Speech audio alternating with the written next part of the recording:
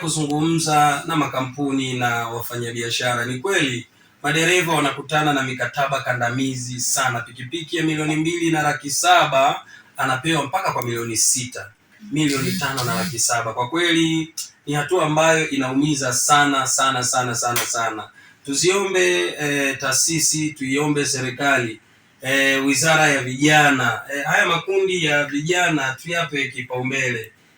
Ni nguvu kazi kubwa sana iwapo tutakaa uzuri na hawa vijana kwa kuwawezesha vitendea kazi, basi tunatengeneza taifa ambalo litalipa kodi kupitia vijana. Kwa hiyo tuombe serikali, wizara ya vijana, kwanza umoja wa chama cha waendesha pikipiki mkoa wa Mwanza tuna SACCOS, waje wawekeze kwenye SACCOS hiyo itakuwa na uwezo mzuri sana wa kuweza kurejesha kiasi hicho ambacho mtu atawekeza. Mikataba imekuwa ni kandamizi sana, si kwa Mwanza. Hii ni changamoto kwa kweli karibu ya nchi nzima. Kwa hiyo tuiombe serikali itupie jicho huku, vijana wanaumia, na sisi kama chama hatujalala.